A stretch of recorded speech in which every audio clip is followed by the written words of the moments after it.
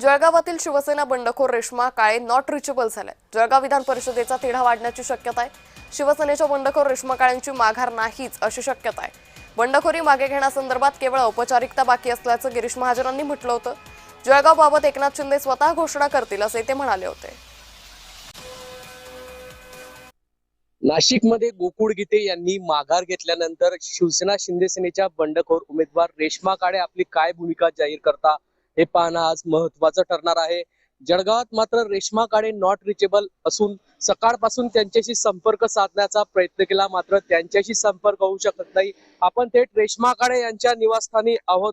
या ठिकाणी जर विचार केला तर नाशिकमध्ये उमेदवाराने बंडखोरी केल्याने उमेदवाराने माघार घेतली। आपणही घेणार असल्याची भूमिका जळगाव मधील बंडखोर उमेदवार रेश्मा काळे यांनी घेतली होती। मात्र नाशिक येथील बंडखोरी शमवण्यात मंत्री गिरीश महाजन यांना यश मिळालं असून नंतर रेश्मा काळे यांनी अजूनही आपल्या माघारीची भूमिका स्पष्ट केली नाही। उलट आपल्या कार्यकर्त्यांच्या व आपल्या निवडणूक लढवावी अशी इच्छा आहे। ज्येष्ठांसोबत वरिष्ठांसोबत आपण चर्चा करून हा निर्णय घेऊ। मंत्री गिरीश महाजन यांच्या उपस्थितीमध्ये आज बैठकीचं आयोजन या ठिकाणी करण्यात आलेलं आहे। नेमका या संदर्भात मंत्री गिरीश महाजन जी ही माघार आहे ती घेण्यात आता यशस्वीता का हे पाहणं महत्त्वाचं ठरणार आहे। जुगल पाटील, जय महाराष्ट्र न्यूज, जळगाव।